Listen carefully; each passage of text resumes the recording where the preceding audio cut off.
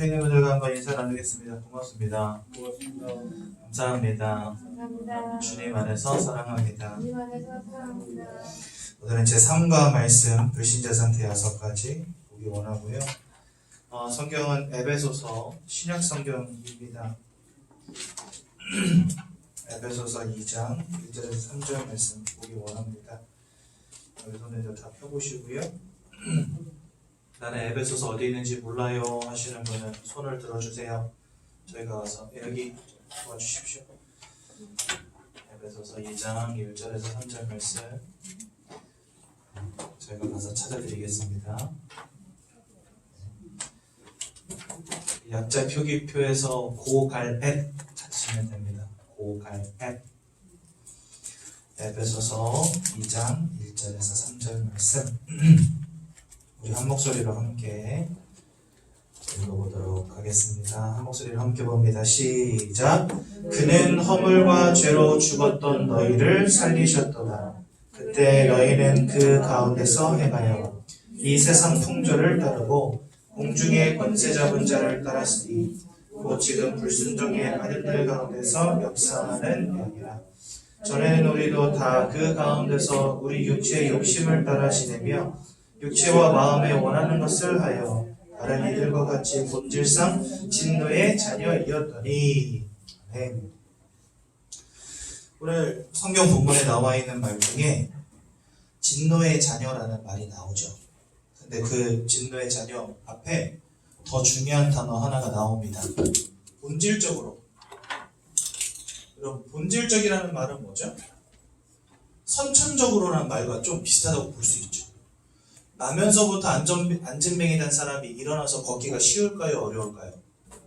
굉장히 희박하다고 보여집니다. 가능성은요. 만에 하나 그런 경우가 있을 수도 있겠죠. 그런데 나면서부터 다리를 쓰지 못하는 사람은 평생 불구로 살아야 될 겁니다. 아마도요. 즉 본질적이란 이 말은요, 내가 노력한다고 해서 해결되어지는 문제가 아니라는 겁니다. 아니, 다리를 태어날 때부터 못 쓰는 사람이 앉았다 일어났다 할 수도 없거니와 오늘부터 내가 운동해서 결국 이 다리를 움직일 거야 한다고 한들 다리가 움직여지진 않아요. 그게 바로 본질적이라는 말의 의미입니다. 선천적으로 이렇다는 것입니다.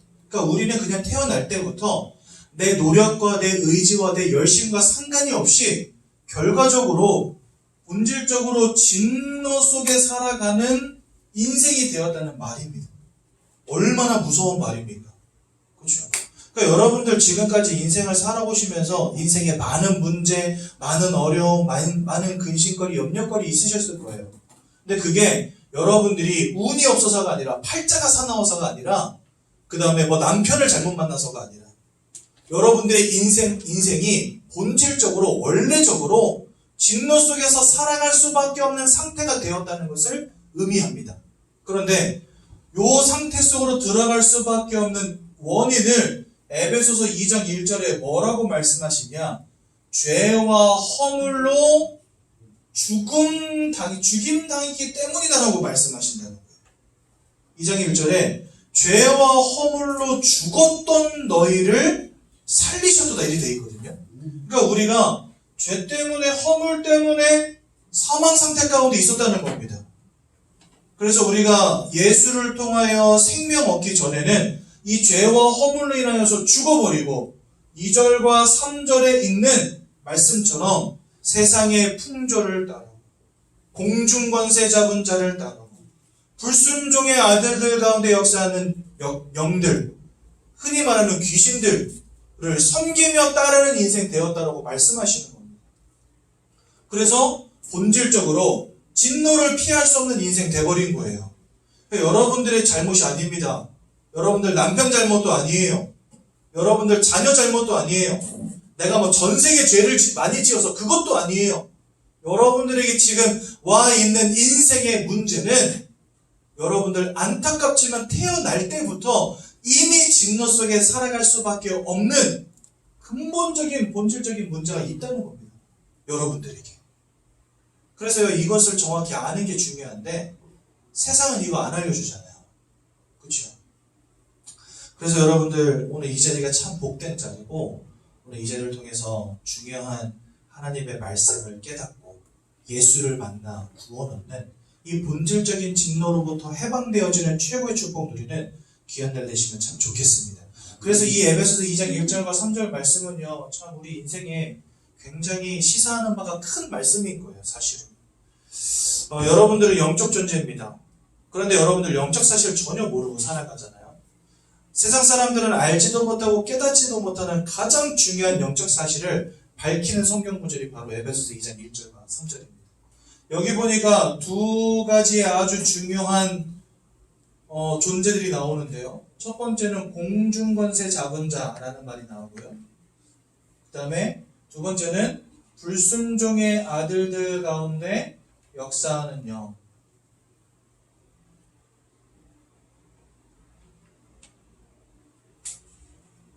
이렇게 두 종류의 존재가 나옵니다. 여기서 공중권세 잡은 자는 누구를 말하냐? 하나님을 대적하고 첫사람 아담과 하와를 타락시킨 사단을 의미합니다. 그리고 이 불순종의 아들들 가운데 역사하는 영은 누굴 말하냐? 바로 귀신의 무리를 말하는 것입니다. 즉 성경은요, 분명히 우리 인생을 문제와 저주와 위기와 염려와 근심 가운데 빠지게 만드는 영적인 존재들이 있음을 우리에게 알려주시는 거예요. 우리가 죄와 허물로 죽어버렸고 이러한 영적 존재들에게 완전히 사로잡힌 채 살아가다 보니 본질적으로 진노 속에 살아갈 수밖에 없는 존재가 되었다는 것입니다. 굉장히 중요한 성경 구절이죠. 그래서 에베소서 2장 1절과 3절의 말씀 꼭 기억하시고, 그러면 어떻게 해야 된단 말입니까? 우리는 본질적으로 진노의 자녀가 되었고, 그 다음에 세상은 지금 사단의 역사 속에, 귀신의 역사 속에 세상의 풍조를 따라 우상 숭배하며 저주받을 수밖에 없는 인생, 재앙 속에 살아갈 수밖에 없는 인생 되었다고 말씀하시는데, 그럼 우리 어떻게 해야 된다는 말이죠? 여러분 얼마 전에 광주입니까? 재개발지구에서 건물 무너져가지고 그 밑에 있던 버스 18명 타고 있었는데 9명 돌아가시고 9명 중상당한 사건 며칠 전에 있었죠? 그거 보면서 여러분들은 어떤 생각 드세요? 안타깝다 이런 생각 드시죠? 근데 여러분 생각해 보십시오. 그 속에는요 뭐 젊은 사람들도 있었을 테시고 뭐 학생들도 있었는지 어쩐지 모르겠지만 어쨌든지 그분들의 부모님들이 아침에 일찍 일어나고 저녁에 늦게 누우며 수고에 떡을 먹으며 자기의 자녀와 가정을 든든하게 세우고 지키려고 막 열심히 살아오셨겠죠. 그렇죠? 그랬는데 그런 그분들의 노력이 일순간 거품이 돼버린 사건인 거예요. 일평생을 쉬지 못하고 자녀 키우는 것에, 자녀를 성공시키는 것에 목매고 그것 때문에 살아오셨는데 건물 한 번 와르르 무너지면서 그 꿈이 한 번에 와르르 무너져 버린 거예요. 그래서 시편 127편 이렇게 말씀하십니다. 하나님이 지키지 아니하시면 지키는 자의 깨어있음이 허사고 하나님이 지어 올리지 아니하시면 건축자의 수고가 헛되도다 이렇게 말씀하신다. 이 땅은 분명히 내 노력과는 상관이 없는, 아니 내가 열심을 낸다 하더라도 해결할 수 없는 진노의 문제가 와 있고 하나님이 지키시지 않으면 안 될 만큼 영적인 존재에게 시달리고 사로잡힌 시대가 되었다는 겁니다. 내가 열심히 살고 내가 최선을 다하고 내가 착하게 사는 게 중요한 게 아니라 나의 인생을 근본적으로 지키시고 인도하시고 보호해 주실 하나님을 만나는 게 중요하다는 거예요. 여러분 이러한 영적인 사실을 잘 아셔야 됩니다. 저는 그 사건을 보고 참 너무 안타까웠어요.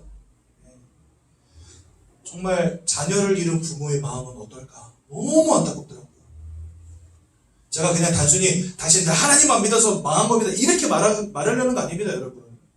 예전에 대구에서 지하철 사고 나고 그걸 가지고 여러분 전도지 만든 교회들이 있더라고요. 보니까. 대구 지하철 사건을 기억하십니까? 지옥 가기도 전에 불구덩이 속에서 고통당한 겁니다. 막 이러면서 여러분 그거 진짜 교회가 그런 짓 하면 안 됩니다.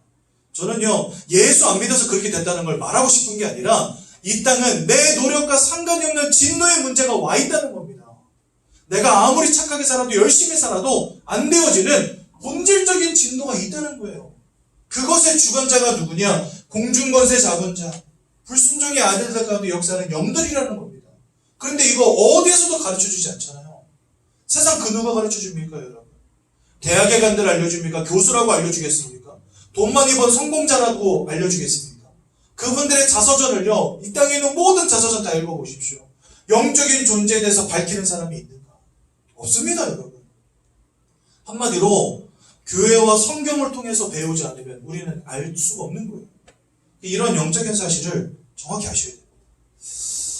저는 그 광주 그 사건을 보면서요, 정말 피눈물 나도록 가슴 아픈 진노의 문제가 이 땅에 와 있구나. 정말 안타까운 현장입니다. 이런 생각을 제가 하게 되었습니다. 그래서 여러분, 에베소 2장 1절과 3절의 말씀을 잘 기억하셔야 되겠고요. 이러한 본질적인 진노의 문제를 우리가 6가지로 정리해둔 게 오늘 불신자 상태 6가지입니다. 저는요, 제가 현장에서 만나본 사람들 가운데 이 속에서 자유로운 사람 한 번도 못 만나봤어요. 나는 뭐 문제도 없고 근심도 없고 너무 행복해요. 예수 안 믿어도 돼요. 이런 사람 한 번도 만나본 적이 없어요.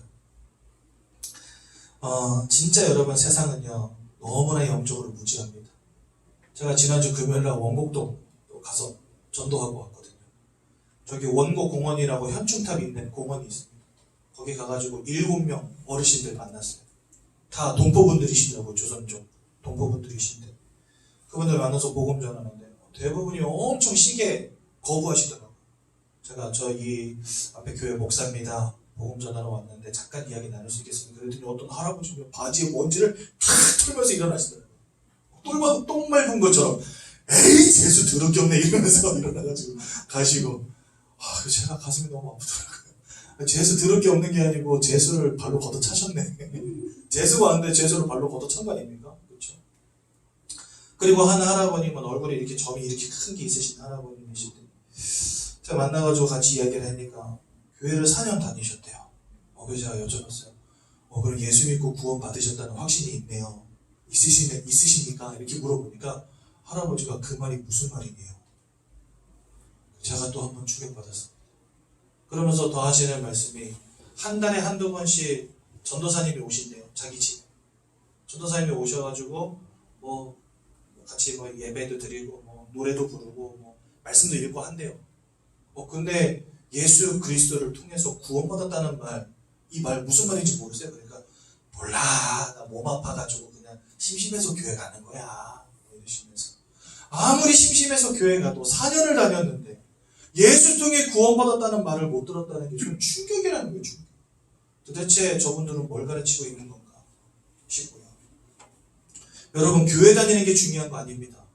제가 전도하러 나가면요, 사람들이 엄청 부담스러워하는 게 뭐냐면, 일주일 내내 일하다가 일요일날 하루 쉬는데 그날 교회 오라는 말 하니까 짜증내는 거예요. 이분들이. 나 하루 쉬는데 좀 집에서 쉬고 싶은데 왜 자꾸 교회 오라 그러냐고. 저는 교회 오라는 말이 아니고 여러분들의 인생을, 당신의 인생을 구원한 그리스도 예수를 만나시라는 거지 교회 오라는 말이 아닙니다. 그러니까 예수 믿으면 결국은 교회 가야 되지 않냐 이거죠. 그렇죠. 그러니까 이분들은요, 막 짜증내시는 거예요. 복음을 전해드리는데. 너무 안타까운 현장. 이 강한 자의 역사 속에, 사단과 귀신의 역사 속에 다 속고 있습니다.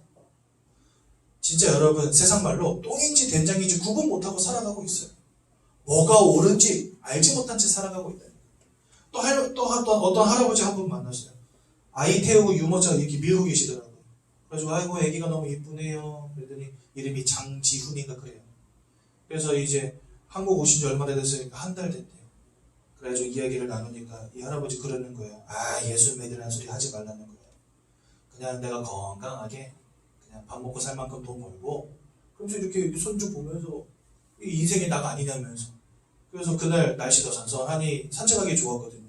그러니까 손주 데리고 나오셔서 이분이 입이 막 귀에 걸려서 이렇게 다니시면서 즐겁게 산책하고 계시더라고요. 물론 그런 거 나쁘다는 게 아닙니다. 참 좋은 거죠. 하지만 거기엔 구원 얻을 만한 능력이 없지 않습니까? 예수를 믿어야 될 이유를요, 세상의 좋은 것들에 빗대어서 이런 거 있으면 되니까 예수 필요 없다 이렇게 말한다니까요. 다 속고 있습니다. 사단의 역사 속에, 귀신의 역사 속에 뭐가 진리인지 뭐가 진실인지 알지 못한 채 다 속고 있는 겁니다. 심지어 이분들은요, 이러한 영적인 세계가 존재하고 있음도 알지 못하는 거예요.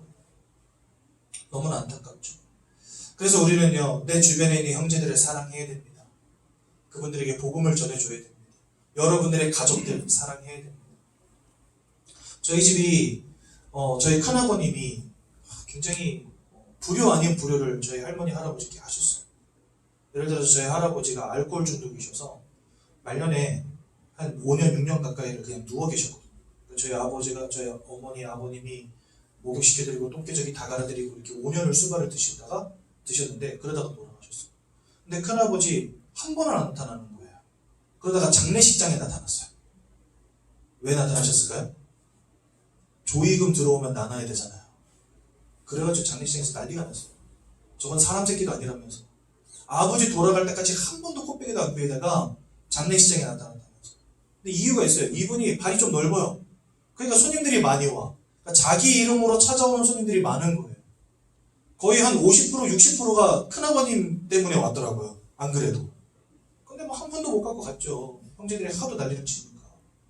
그러니까 여러분 사람은 밉잖아요. 그런데 결국은 우리 큰아버님도 예수 믿어야 천국 갈 거 아닙니까? 그렇죠? 그래서요. 언제 복음을 전해드리지? 기다리고 있는데 어느 날 소식이 들려온 거예요. 병원에 입원해 계신다고. 그래서 뭔가 하고 가보니까 암 말기. 몸이 안 좋아서 병원에 가셨더니 암이 걸린 거예요. 그래서 저랑 저희 아버님이랑 둘이 찾아갔어요. 찾아가서 큰아버지 아이고 이렇게 편찮으실 때야 찾아뵈서 죄송하다면서 그래가지고 가가지고 두 손 꼭 잡고 복음 전해드리고 저희 큰아버님이 아이고 고맙다면서 막 펑펑 울면서 예수 영접하시고 돌아가셨어요. 저희 큰 외삼촌도 그렇게 돌아가셨거든요. 일평생 제사 지내고 하시다가 돌아가시기 직전에 암 때문에 병원에 투병하고 계시는데 그때 또 저랑 저희 가족들 찾아가서 복음 전하고 그래서 예수 영접하시고 돌아가셨거든요. 그래서 제가 그런 것들을 볼 때 여러분 우리가 분명히 미워할 만한 사람들 분명히 많이 있습니다 주변에. 그렇죠? 저도 큰아버님 진짜 밉더라고요. 저희 큰어머니는 한 번 찾아오셨었어요. 저희 할아버지 돌아가시기 전에. 언제 찾아오셨냐? 숨이 꼴딱꼴딱꼴딱 넘어가시기 바로 직전에 한 번 오시더니 대성통곡하고 가셨어요. 근데 여러분 그게 다 뭔지 아시죠? 장례식장에 나타나야 되는데 나타나기 전에 발판 하나 깔러 오신 거예요. 솔직히 말하면. 그러니까 저희 형제들이요 막 학을 떼는 거예요. 제 큰어머님을 두고 막 학을 떼는 거예요. 그래가지고 인간적으로 볼 때는 정말 미웠는데 그래도 이분들 이속이 있잖아요. 다 복음 들여서 살려야 되잖아요. 그래서 찾아갔다니까요. 그래서 돌아가시기 전에 한 3개월 정도 그 병원에서 교회 다니시다가 예배 드리시다가 평안히 가셨어요. 그래서 나름대로 감사함이 있었죠. 그런 부분에 대해. 여러분 우리 주변에 분명히 내가 오해할 만한 사람들, 미워할 만한 사람들, 진짜 용서 안 되는 사람들 있을 수 있습니다. 하지만 그분들조차도 이거 들어야 됩니다. 안 그러면 그 끝은 하나님의 심판 가운데 지옥 불구덩이 속으로 던져지는 거예요. 그래서 오늘 강단에 3층에서 11시 예배 때 어떤 말씀이 나오냐. 먼저 형제와 화목하라 이렇게 말씀하셨거든요. 그거는 가서 그냥 화해하라는 말이 아닙니다. 그 영혼을 사랑하는 마음으로 복음을 주라는 것입니다. 여러분들은요. 여러분들 가족을 두고 여러분들 주변에 있는 사람들을 두고 기도 시작하셔야 돼요. 아, 난 새가족인데 뭐 전도 이런 거 몰라요. 아니요. 새가족이니까 더 기억하셔야 돼요. 하나님이 여러분들에게 구원 주시고 하나님이 여러분들을 부르신 궁극적인 이유는 이 속에 있었던 너희가 먼저 구원받고 이 속에 있는 또 다른 사람들을 구원하라고 여러분들 부르신 겁니다. 그러니까 여러분들은 전도 때문에 선교 때문에 부름받은 사람들이에요. 새가족이니까 정확히 시작하셔야 돼요. 죄송합니다. 코로나는 아닙니다. 걱정하지 마십시오. 그래서 여러분 이런 영적인 사실을 정확히 아셔야 되고요. 영적인 사실을 정확히 알아야 우리가 전할 수 있지 않겠습니까? 그래서 오늘도 우리는 복음 메시지를 듣습니다.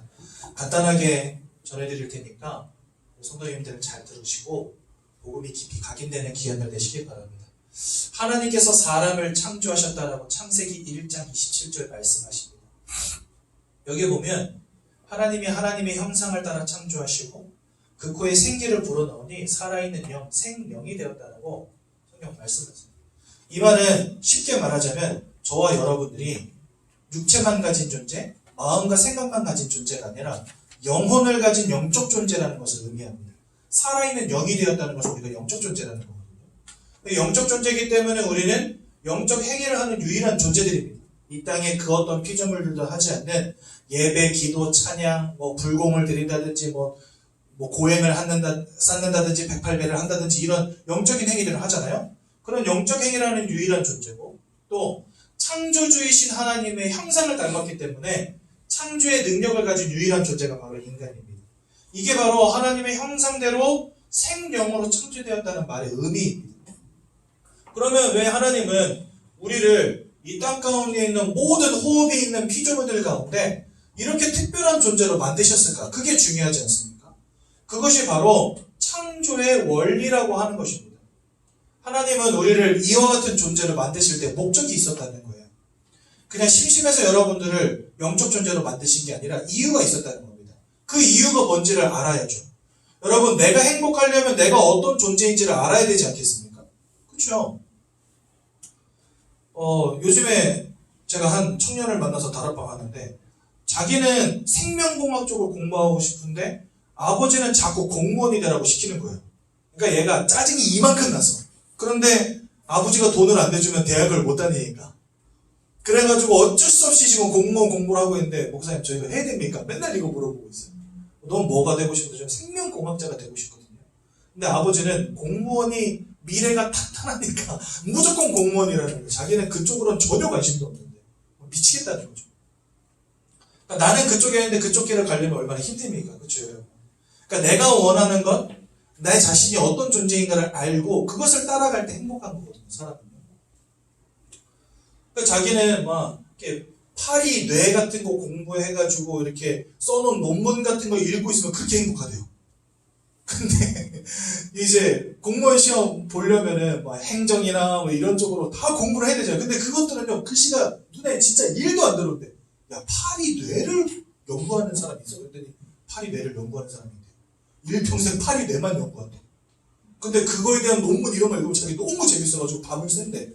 그런데 이게 공무원 공부하려고 그러면 자기 머리가 뻐개질 것 같다는 거 너무 싫다는 거죠. 내가 누군가를 아는 게 그만큼 중요합니다. 그렇죠?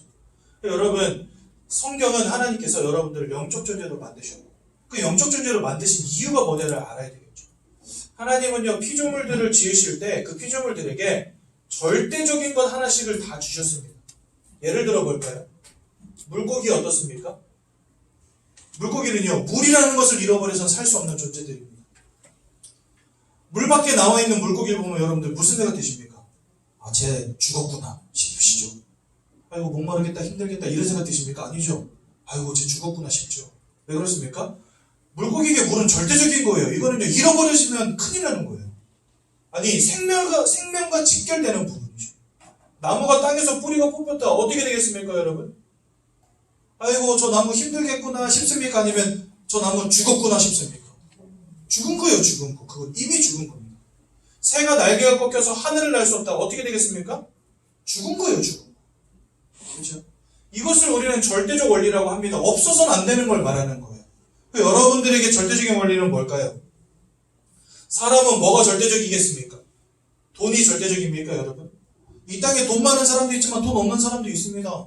통장 잔고가 얼마 남았는지 모를 만큼 부자인 사람도 있지만 내 통장 잔고는 영원이야 라고 정확히 알고 있는 사람들도 있습니다. 그러니까 돈이 있는 사람도 있지만 없는 사람도 있다는 거예요. 하지만 다 같이 살아갑니다. 돈이 절대적이는 않아요. 그죠? 건강 어떻습니까?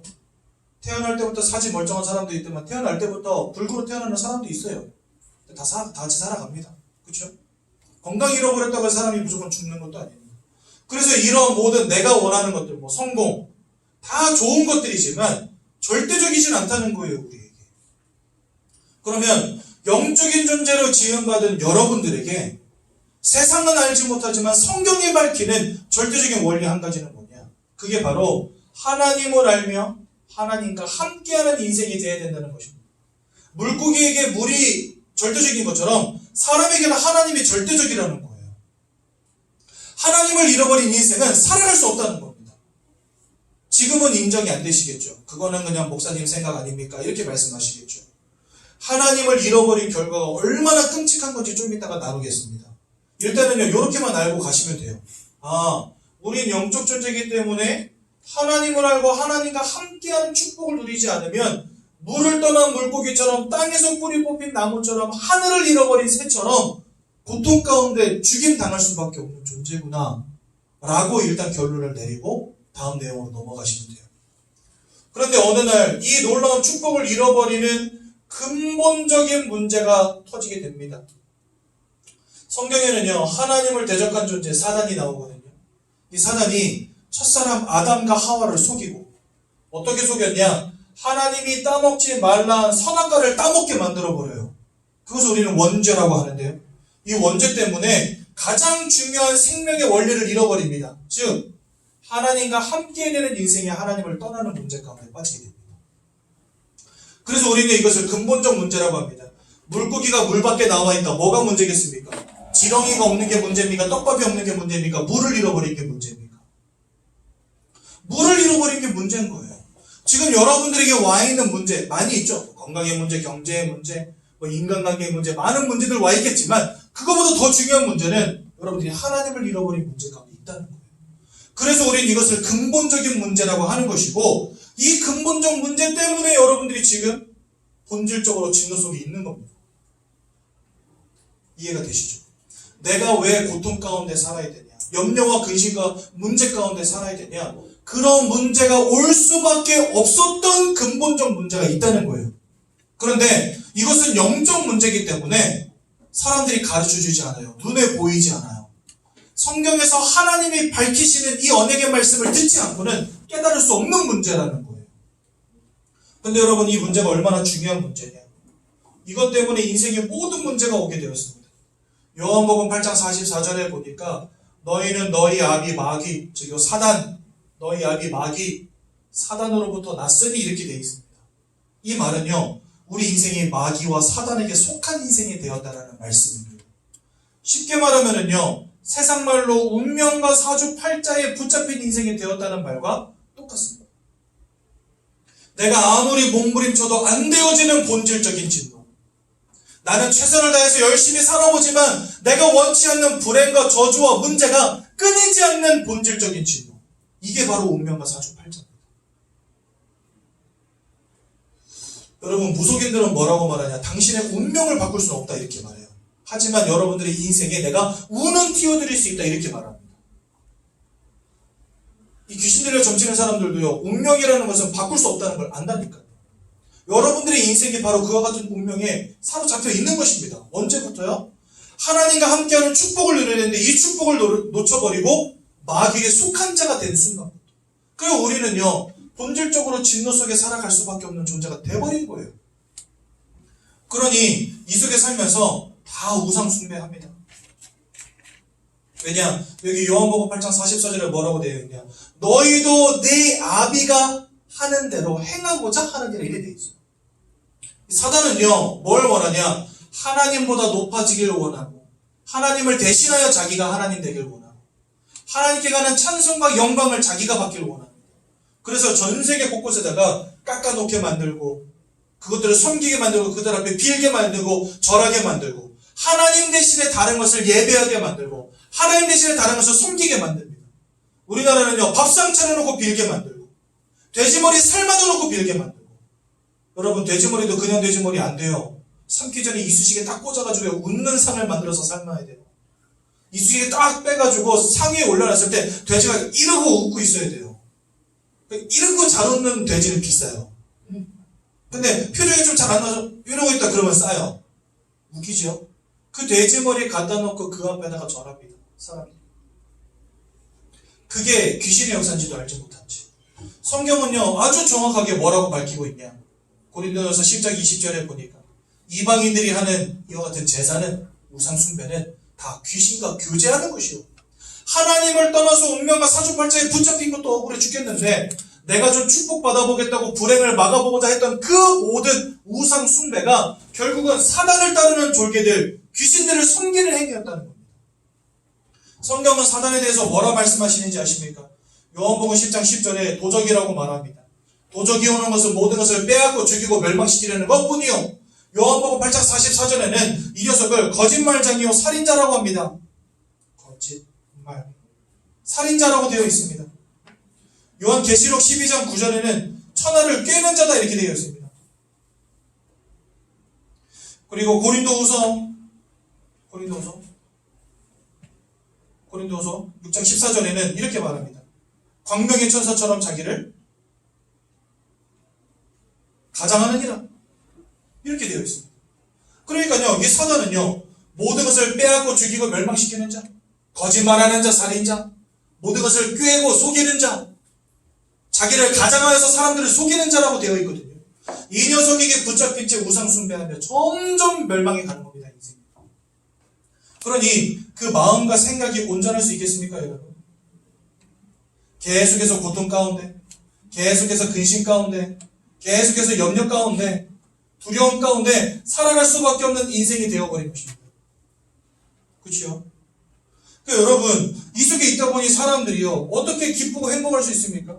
우울증에 빠지고, 때로는 조울증에 빠지고, 심각해지면 어떤 사람들은요, 악몽을 꾸기도 하고, 그렇죠? 가위에 눌리기도 하고, 더 심각해지면 환상을 보기도 하고, 환청을 듣기도 하고 하는 이런 문제 속에 사람들이 빠지는 겁니다. 그러니까 여러분, 지금 이 시대는 정신병, 전 지구가 정신병동이라고 말할 정도로 사람들의 인생이 다 무너졌거든요. 정신과를 찾아가지 않으면 안 되고, 정신과 약을 복용하지 않으면 안 되고, 약을 먹지 않으면 잠을 자지 못하고, 약을 먹지 않으면 분노를 조절하지 못하고, 그렇죠? 이런 문제들이 온 겁니다. 얼마 전에 어떤 아파트, 얼마 전이 아니고 언제적인지는 모르겠는데, 제가 그냥 유튜브로 그것이 알고 싶다, 캐비넷 이래가지고 과거에 있었던 사건들 다룬 10분짜리 영상들 가끔 보거든요. 재밌어서. 거기 보니까 살인자의 기록법 이렇게 해가지고 제목이 그래요. 근데 보니까 온 집안 벽지며 달력이며 모든 것에다가 내가 아빠를 죽여버릴 거야. 그 다음에 여권을 만들어가지고 해외로 나가서 차는 포르쉐를 사고 이런 것들을 막 써놨어요. 근데 보니까 아버지가 일용직 노동자인데 아버지한테 맨날 펠리세이드 이런 좋은 차 있잖아요. 7천만 원짜리 하는 이런 거 사달라고 막 조르고. 근데 아버지가 안 된다 하니까 얘가 막 칼을 들고 위협하고. 그래서 아버지가 집에 있는 모든 칼들을 다 치워놓고 집 밖으로 나가 사신 거예요. 생명의 위협을 느끼니까. 근데 결국은 아들에게 살인 당하셨어요. 근데 나중에 밝혀진 게 뭐냐? 이 아들이 조현병이었는데 약을 오랫동안 먹지 않았다. 치료받지 않았다. 이런 문제들이 오는 겁니다. 그런데 전문가들은 뭐라고 말하냐? 거기에 써있는 낙서들을 보니까요, 자기 혼자 생각을 적은 게 아니라 누군가와 대화하는 내용을 썼다는 거예요. 예를 들어서 야, 너 꺼져라, 그만 나타나라, 내 눈에서 사라져라, 막 이런 식으로 써져 있는 거예요. 그래서 진짜? 이렇게 알았어. 그러니까 뭔가 눈에 보이지 않는 뭔가 실체와 대화하는 것 같은 그런 내용들이 달력이며 벽지며 잔뜩 써져 있는 거예요. 그러니까 이 사람이요, 조현병의 문제, 정신 문제가 왔는데 그것을 넘어서 이제 뭔가가 보이고 들리는 문제까지 와버린 거예요. 세상에 도울 수 있겠습니까? 그럼 이와 같은 문제가 이 사람에게 왜 왔습니까? 그 부모 잘못입니까? 이 아이의 잘못입니까? 세상은 모른다니까요. 어떤 영적인 문제가 와 있는지를 모른다니까요. 영적 존재인 사람이 하나님을 떠나버린 결과가 얼마나 무서운 것인지를 모른다니까요. 그러니 그 삶과 육신이 온전할 수 있겠습니까, 여러분? 이 친구가 보니까요, 군대 학교도 졸업하고 군대까지 갔다 왔어요.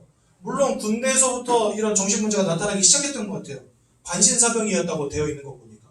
근데 군대 갔다 오기 전까지만 해도 애가 괜찮았는데 군대 갔다 오더니 갑자기 돌변해버린 거예요.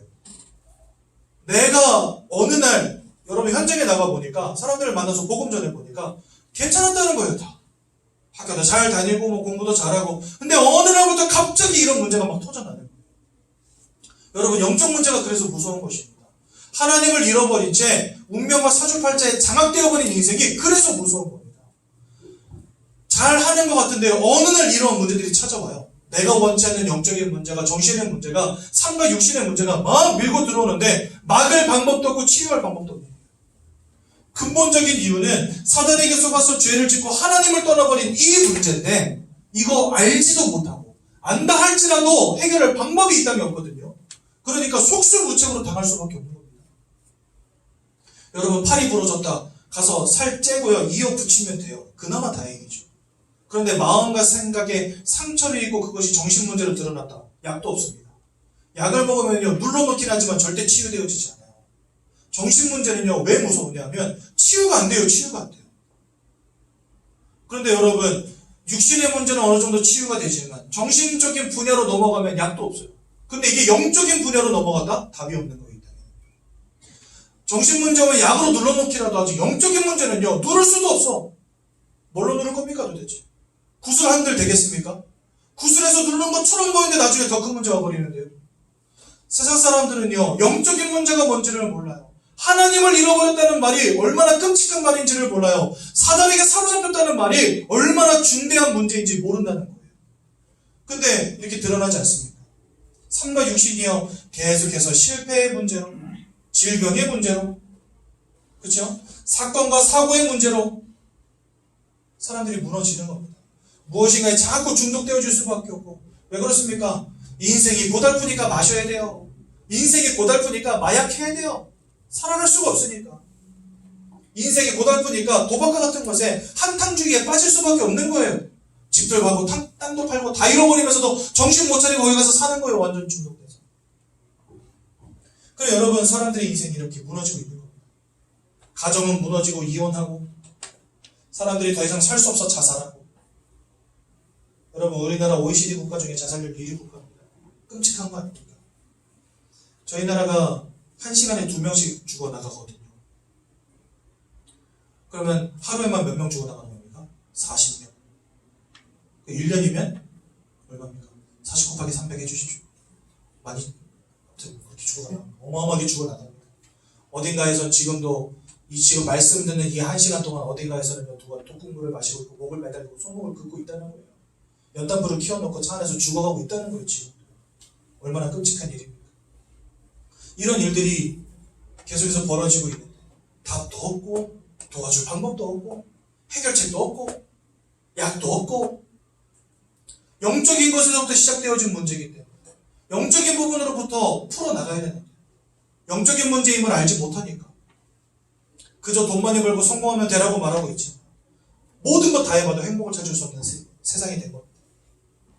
이렇게 살아가다가 히브리서 9장 27절에 보니까 사람이 한 번 죽는 것은 정하신 것이요 그 이후에는 심판이 있다 말씀하십니다. 이 땅을 살아가는 것도 이미 지옥 같은데 나중에 죽어서는요 진짜 지옥으로 던져지는 거예요. 더 큰 문제는 뭐냐, 여러분들의 후대도 여기서 자유로울 수 없다는 겁니다. 로마서 3장 10절에 보니까 의인은 없나니 하나도 없고, 23절에 보니까 모든 사람이 죄를 범하여서 하나님을 떠났다 이렇게 되어 있습니다. 그러니까 여러분들의 부모님도 마찬가지요, 나도 마찬가지요, 여러분들의 자녀들도 여기서 자유로울 수 없다는 겁니다. 모든 사람이 다 이 문제에 걸려 있다는 겁니다.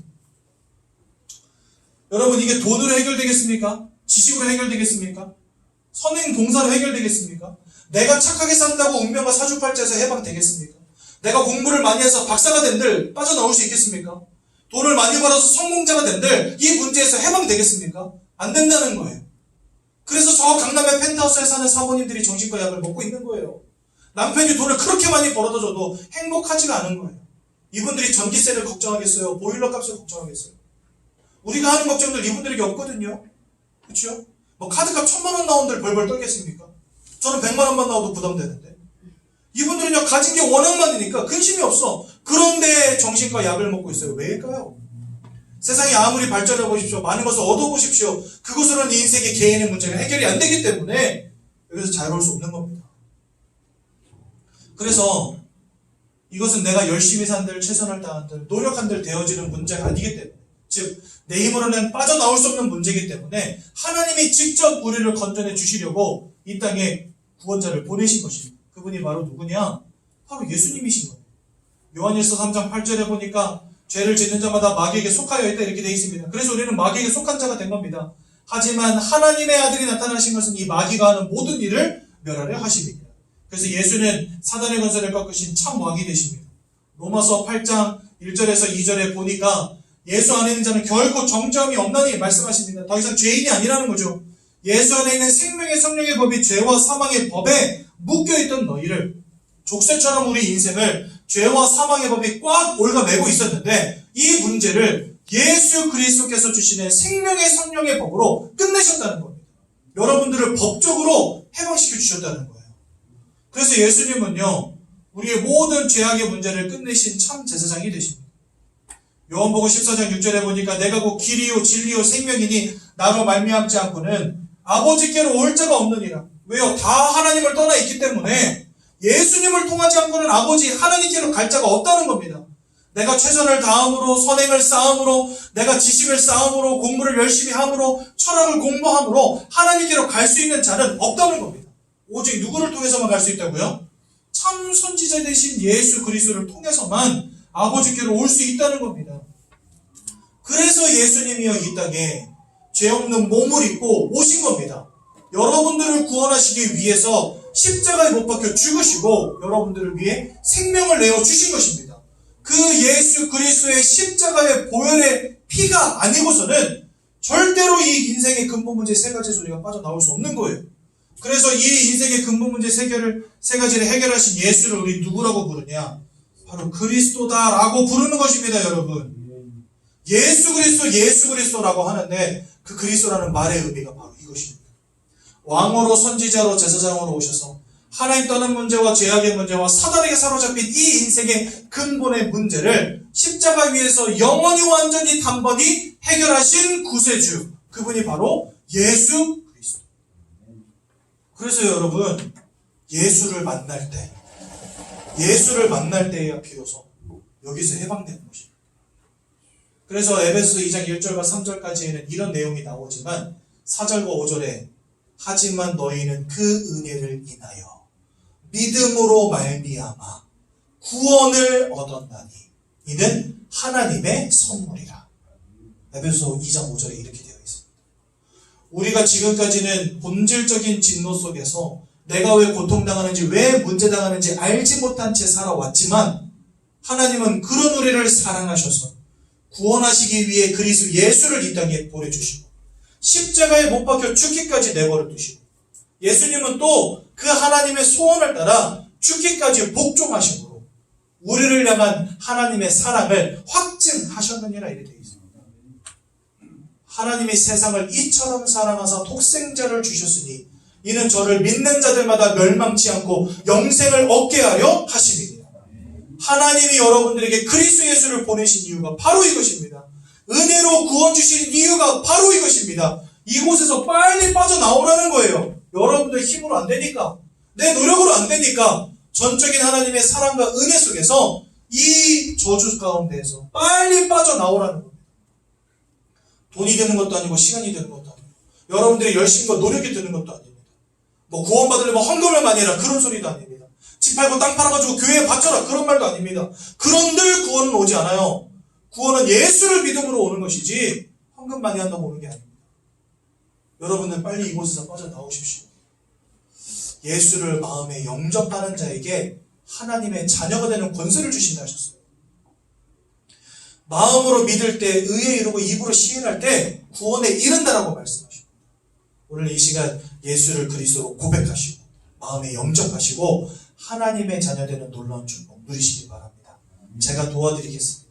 두 손을 모으고 두 눈을 감아보십시오.